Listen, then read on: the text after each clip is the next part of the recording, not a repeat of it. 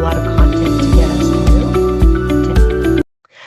So thanks everyone for joining us for building a 2026 content plan that won't fall apart. I'm Johnna from Kaleidoscope Marketing, and joining me is Leonie from Article Writers Australia. Before we dive in, just a few housekeeping notes. Today's webinar is being recorded. All attendees are muted to minimize any background noise or interruptions. We'll share the recording and the slides with you via email after the event. You'll most likely get it on Friday. And then please feel free to share questions in the Q&A feature at the top throughout the webinar. We're going to be dedicating a session at the end where we will go through as many questions as possible. Okay, here's what we got lined up for you guys today. We're going to start with setting the scene. What is the 2026 content reality? AI-influenced search landscape and discovery habits.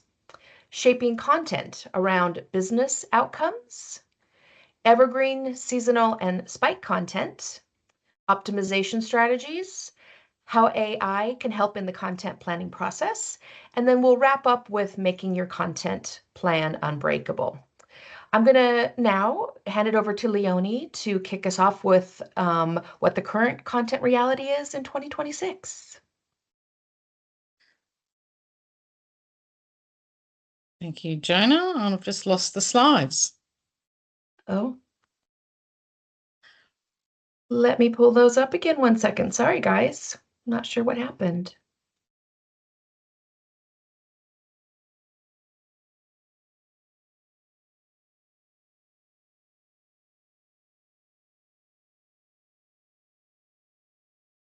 Reloading those. Leonie, I'm going to go ahead and have you grab them yourself instead of me. Maybe that's what happened. Okay, there we go. Okay, all good. So I'd like to start by providing some context for content planning and looking at what's actually changing and what isn't when it comes to content and visibility. So it feels like a lot of things have changed in the past year or three, and yet the basics around content creation really haven't. When it comes to content, expertise, experience, original insight, and quality still matter. So what has changed, though, is the path to visibility. So pre-AI, content that was indexed and ranked using multiple signals for relevance, quality, authority. It showed up as a set of results, and then humans looked at it and decided what to click, read, and trust. So what is new now is how much interpretation is actually happening before a human even sees the content. Alongside the traditional search results, we have the AI summaries at the top of search pages. We've got chat-style tools that generate direct answers and AI tools where people ask questions and they expect explanations instead of links. So in that environment, systems aren't just ranking content, they're weighing up the information, combining perspectives and presenting a condensed response. And that means that fewer sources are represented, and being included in what's being served up matters more than just having content available. So if you already produce great content that's original and highlights your company expertise, the good news is that it's becoming more valuable in this environment. Content that clearly demonstrates expertise, experience, and distinctive insight has a much better chance of being relied on as input for the AI tools. So in 2026, you'll need to keep in mind how AI search tools decide which content to surface or to cite. So how does it decide? There isn't a single rule book they follow because there are so many different platforms and tools, but they do have things in common. They rely on signals of quality, relevant expertise, trustworthiness signals, and reliability.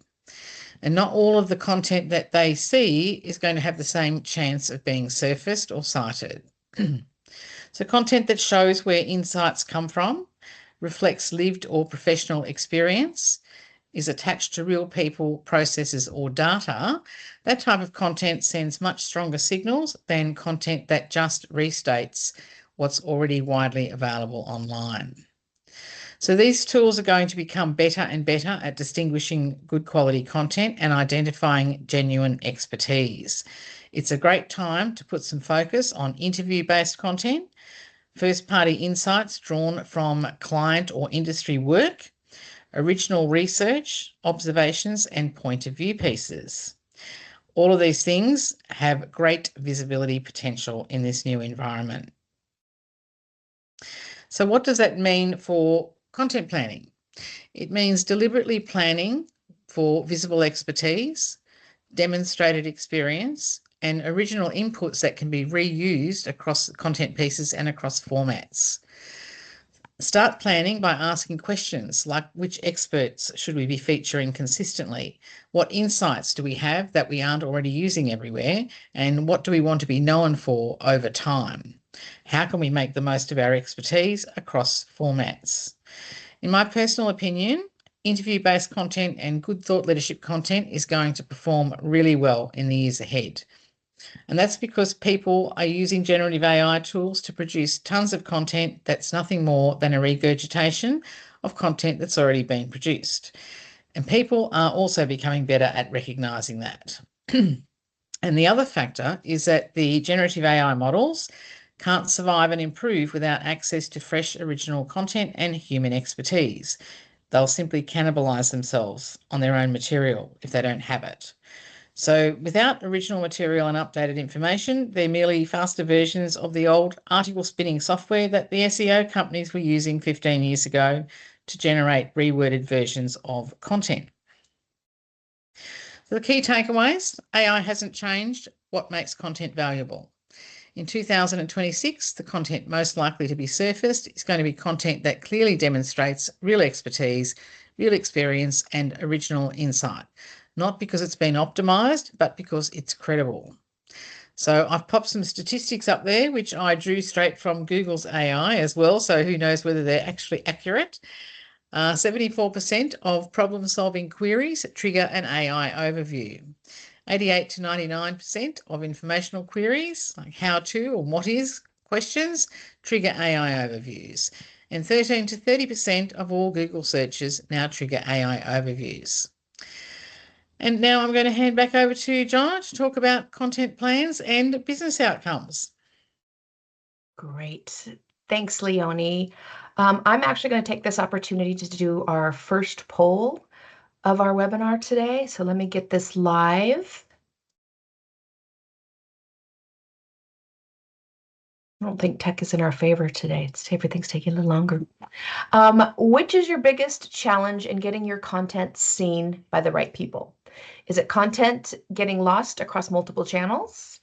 Is it hard to reach decision makers consistently? Is AI meditated search and discovery changes continuing to change?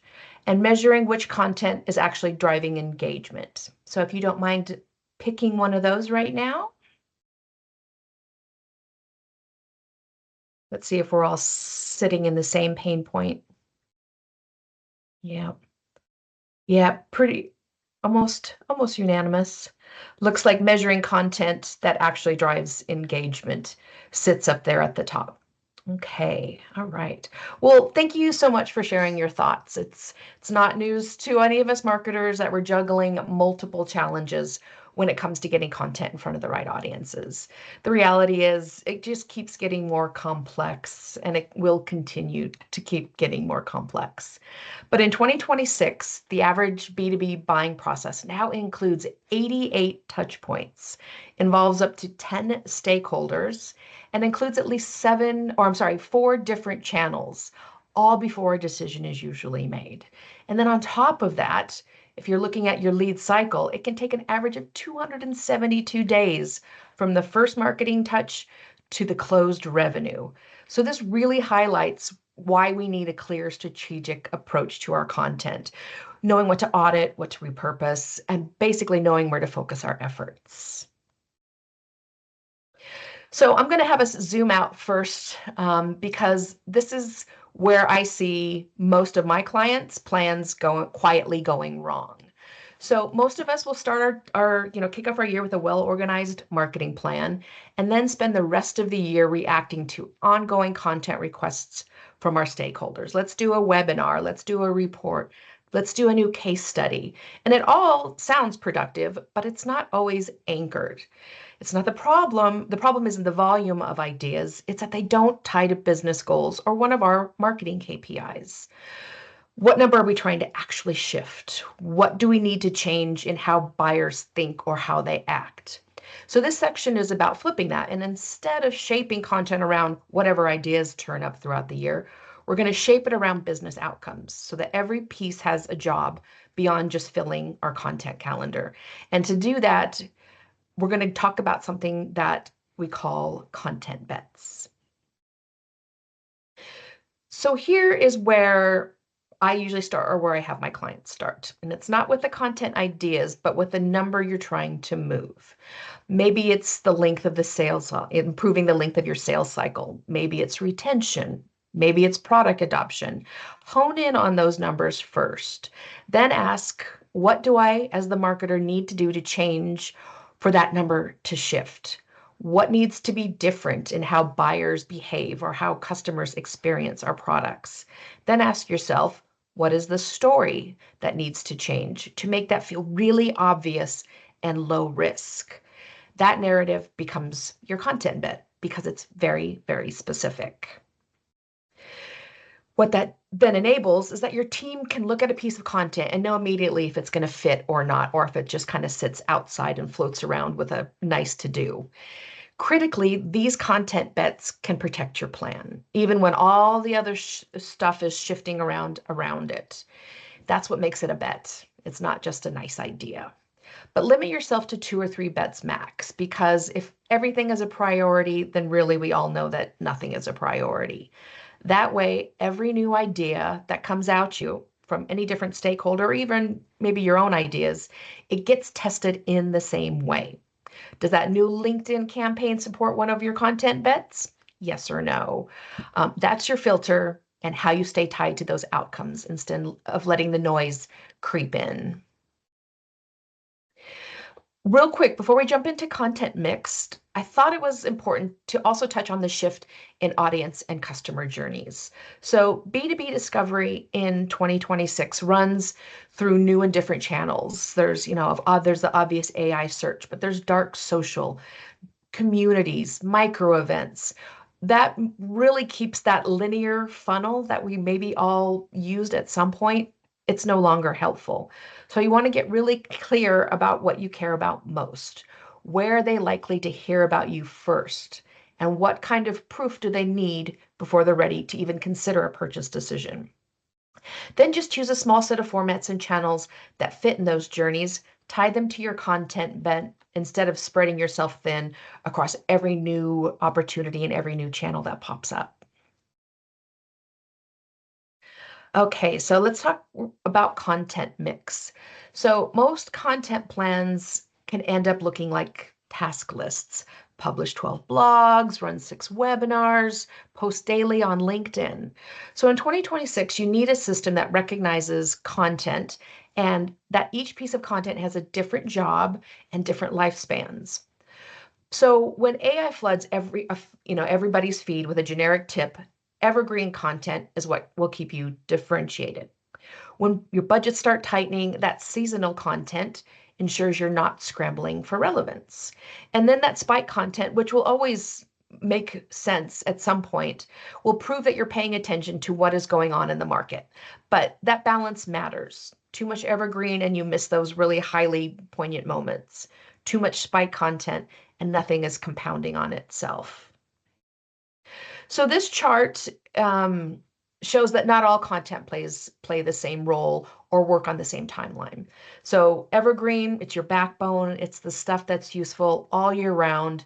It builds trust over time and just needs a refresh every so often.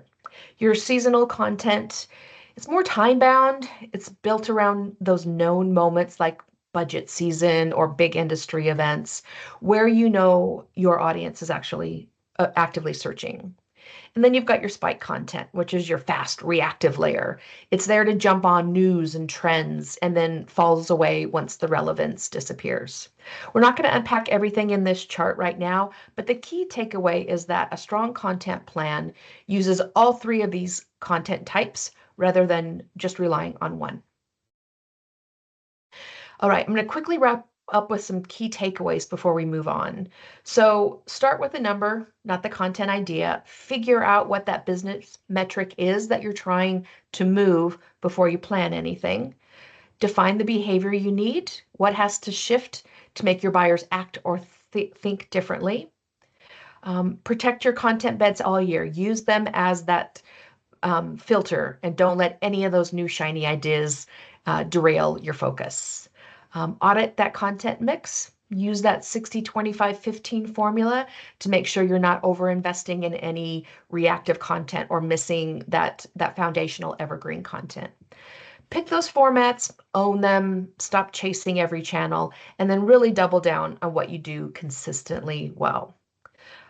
Build for a self-guided journey. Your buyers want to educate themselves. So make that really easy. They're going to take their own journey and it's going to be very different from another prospect that you have.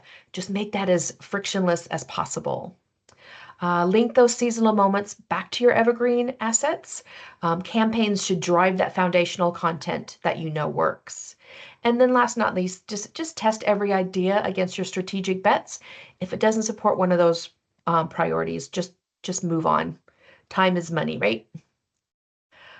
Okay, I'm not going to go through this again too, because I think a lot of us, we understand the concepts of refresh, repurpose, and retire. So once your content is out in the world, you just need that decision framework to know what to do next.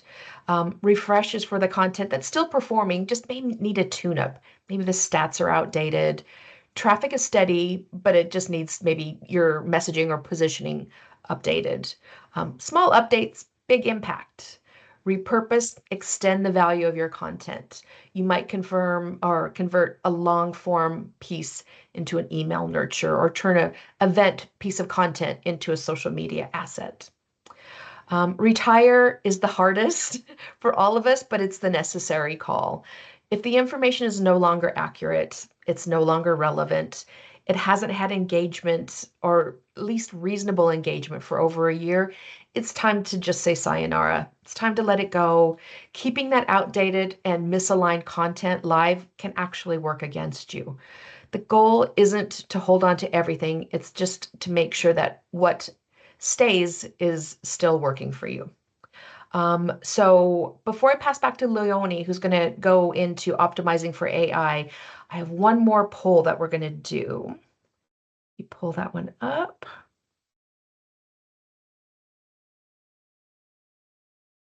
Okay, so everybody has probably done one or more content audits. So this one is around particularly blog content audit. When was the last time your company did one of those blog content audits? Judging by what's there, never. Within the last 12 months, within the last 3 years, we don't need to. We have a system in place. Maybe you have something that automates and updates content regularly, or you may not know at all. You might be new in your position and you're not quite sure. So if you could go ahead and pick the one that resonates most with you.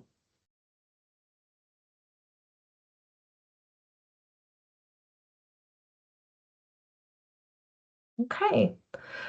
So it looks like within the last 12 months, but it looks like we have people in all different stages. So yeah.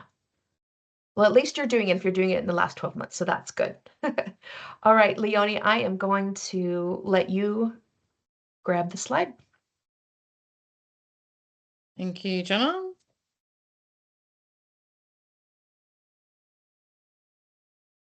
Oh, right.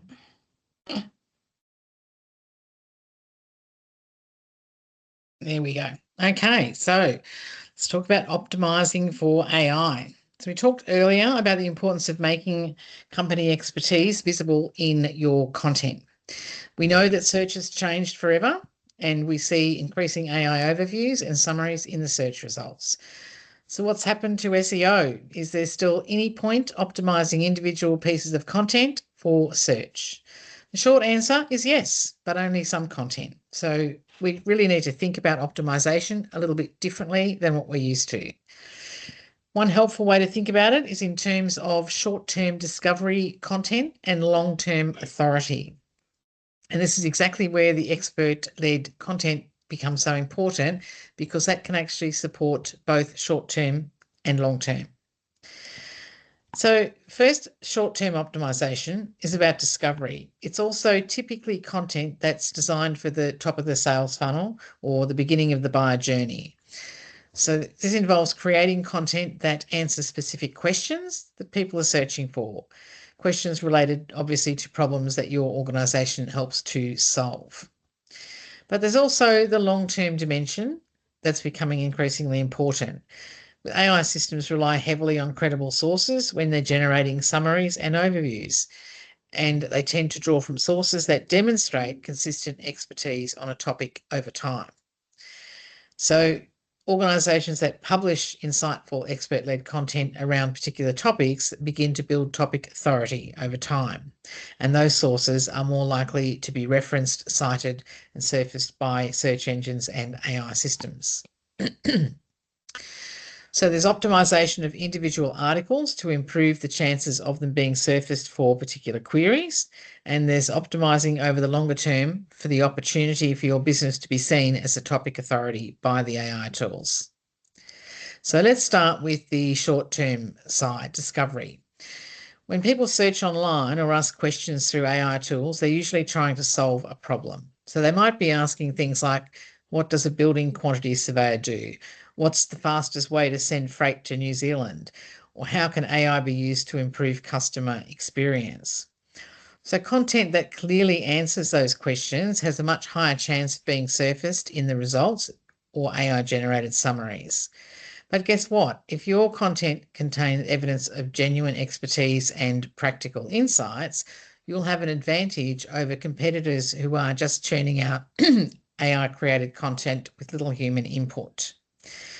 So that doesn't mean that every article has to be based on an interview with an in-house subject matter expert. When it comes to top of the funnel content, simply incorporating quotes from in-house experts, references to the findings or experiences of your business in relation to a topic, and even links to more detailed content that you've prepared or resources you've created, all of those things can signal expertise and experience and also the originality of the content. And of course, all of those things make the content more useful to readers as well as more valuable as sources for the AI tools. So how to optimize discovery articles in 2026? Start with a real question that your audience may be asking. Provide a clear answer early in the article so that readers can quickly understand the key takeaway. Use descriptive headings that make the structure of the content easy to follow. Organise the article logically so it's easy to scan and understand. And importantly, make sure that the content demonstrates real expertise and insight. So many SEO consultants are recommending a particular structure to boost chances of appearing in AI overviews. And that includes having a concise answer to the question at the top of the article, and then either a list of key takeaways or a contents list that describes what's covered by the article. It's almost like a too long didn't read section at the top of an article. So should you do that on all discovery articles? Some businesses seem to be doing it. Personally, I'm a bit reluctant to do that. There's such a backlash against AI content that having numerous articles on your blog structured exactly the same way could send people in the opposite direction. So my advice on that would be, for now, maybe try to structure a few of them that way and monitor the results. And for the rest of them, just ensure that you have well-structured articles that incorporate the markers of expertise and content originality, and just play it by ear and make a change if you need to. You can always do more of them later. So then long-term authority. Think about optimization for AI as a long-term prospect. When an organisation consistently publishes expert-led content around a particular topic, it builds a track record of knowledge and credibility, and that track record is going to matter. Search engines and AI systems will favour sources that demonstrate depth of expertise, not just isolated articles answering particular questions.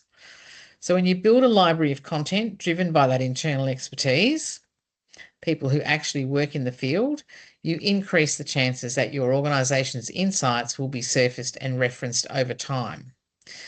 So this is one of the key reasons why expert-led content should really sit at the centre of your content planning this year. So is there a way to optimise thought leadership and expert-led content? Think of it this way. You're not optimising this type of content for keywords. You're optimising it for clarity and credibility. So make sure that the ideas are clearly explained.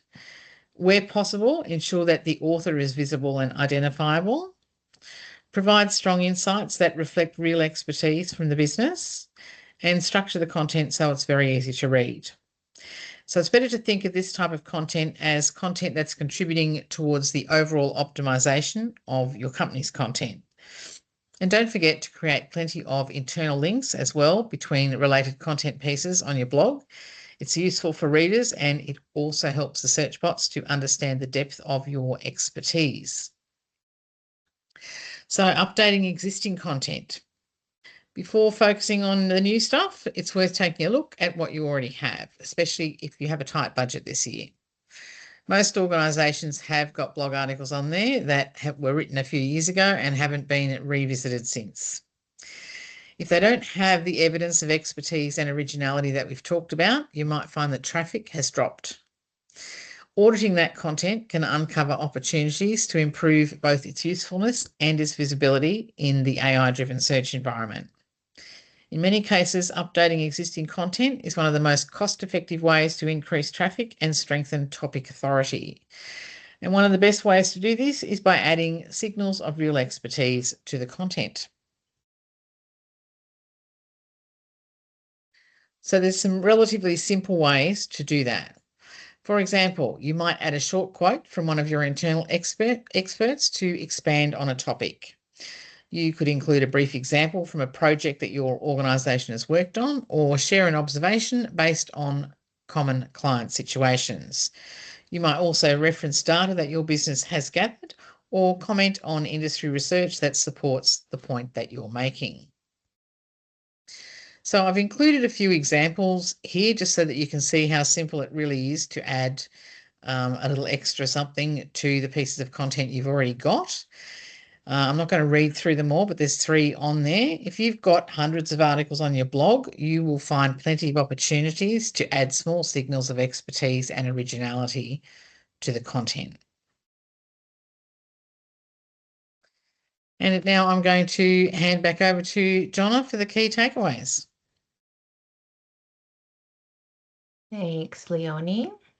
Okay, quick recap of this section before we finish up. Audit your existing content before you create anything new. It's usually the most cost-effective move you can make. Use the decision checklist to figure out what to refresh, repurpose, retire. Should you still optimize for search? Absolutely.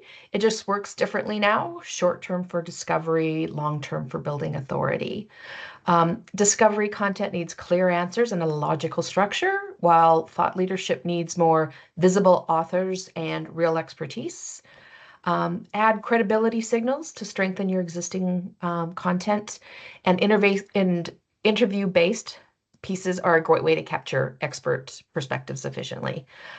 Remember to publish consistently, not constantly. Thoughtful content beats high volume content every time. All right, Leonie, back to you.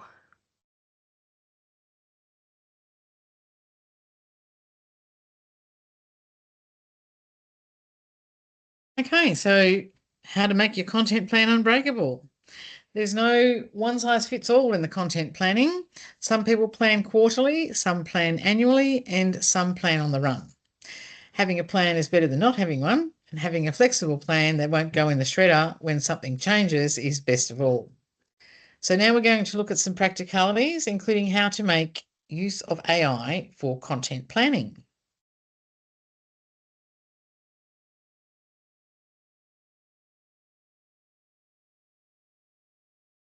So how AI helps in content planning. I'm not going to read through all of this. I'm just going to give you the basic overview of it. So showcasing human expertise and experience might be the secret sauce for visibility in the new search environment, but that doesn't mean that AI can't play a role in developing content at that level. So where does it actually help in the planning process? It doesn't replace expertise or strategy, but it can save you time and it can broaden your own thinking and help you wrangle information and ideas into a nice, tidy plan. Always remember that AI tools need good context to provide good output. And no matter how good the output looks at first glance, it's still vital to apply your own marketing expertise and judgment to whatever it suggests. So let's look at some of the ways that you can use the tools to save time and improve results. So obviously generating ideas is a big one. Brain dumps, turning brain dumps into structured material. Identifying gaps and opportunities. Supporting long-term planning. Research and context is another big one. But an important note with that point is vital to remember that AI occasionally gets its facts wrong or presents outdated, wrong, or oversimplified views, and occasionally makes things up or cites sources that don't exist. So anything that's factual or strategic needs to be checked carefully. And improving efficiency overall. So AI works best in content planning when it helps us to think more clearly and move faster, and not when we expect it to do the thinking for us. And with that, back over to John. Great. Thanks, Leonie. Just a reminder, everybody, there's a lot of really good ideas on here about how to use AI to save time and improve results. You'll get these slides, so you'll be able to go through each one of them and see which ones will help you in your day-to-day active content activities. Okay, so we have covered a lot today. This last section, it's kind of your in the wild survival guide. If you're drowning in requests, this is just a really good place to go and look about like making your content plan unbreakable. So another one, we're not going to go through everything on here just for the sake of time, but I'll cover a few of the highlights. So first, if you're drowning in requests, which is usual every day for a marketer, use 2 to 3 bets, content bets as your filter. If it doesn't support a bet, it doesn't go into the calendar. If your plan is starting to feel a bit rigid, make sure you actually got core plays, not a pile of one-offs. Same story, just carried differently across your owned, earned, and paid channels. If your library is starting to feel a bit stale, run the refresh, repurpose, retire check. And if your mix is off, go back to that 60-25-15 formula. Mostly evergreen, some planned seasonal, and then that small slice of really relevant spike content. And then if your search feels different, just make some adjustments with how you publish. Leonie covered some ways to do that. Put your main answer first, use question style headings, show the author, and add expertise or examples. That will make it highly searchable. If you're unsure how your buyers are doing their research, map the real journey and focus on content where the self-education and the peer influence are happening. If formats are feeling scattered, again, pick 2 or 3 to own, drop the rest. If priorities shift, run a 90-day mini audit. I do that for my own business as well, and I keep cut or update what's performing and then just move on. And then leave 15 to 25, 20% of your capacity for that reactive aligned content. So you can still stay responsive without completely derailing your plan. Okay. All right. So we're going to go into the Q&A, and I saw a couple come in earlier in the presentation. So if you have any questions, drop them in now, but I'm going to go back to those that came in earlier. Let's see. Spike content sounds great, but how do we react quickly without derailing our strategy? The key is to just keeping it simple. Have a simple system in place for when that moment hits, because it's guaranteed to hit. Set clear guidelines on what topics you'll respond to, who's going to sign off on them, and then what formats you use. That way, when relevant, like, those spike relevant content ideas come up, you're not starting from scratch. You're just kind of plugging into a process. It keeps things fast, but still aligned with your overall strategy. Okay, let's see. Can you give examples of what a specific content bet actually looks like? Absolutely. So if your content bet is educating buyers to shorten your sales cycle as an example. Your content bet might be content must clearly answer how it works or why it matters questions, helping the prospects self-educate. Only use content that removes that decision friction, and those make it into the plan. Kind of a long-winded way, but one of the options. Or maybe it's strengthen customer retention. Your content bet would be show customers how using the product or your service in specific ways reduces risk, saves time, or unlocks some measurable result that your audience cares about. The key is that these bets are, again, specific, actionable, and protected year-round. So your team, both marketing team and your stakeholders, know exactly what belongs in the content plan when things start to shift. Okay. Let's see. Leonie, I think this last one probably is better suited for you, if that's okay. Yep. Let's see, at the moment, it'd be nice to see a webinar. How easy is it to get content into the AI overviews at the top of search pages? Okay. Back. Okay, it is fairly easy at the moment for some topics.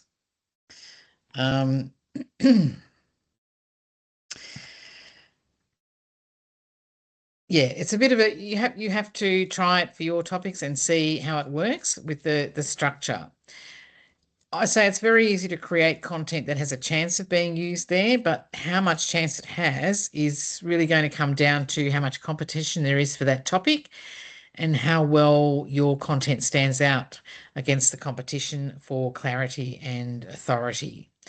But at the moment, it could be quite easy for some topics.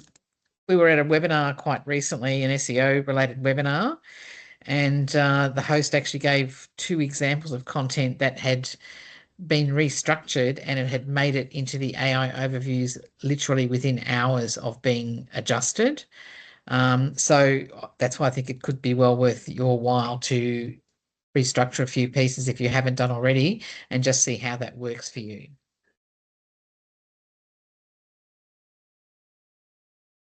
So I think that answers that. Do we have any more? Yeah, I only saw those 3 questions. No. Okay.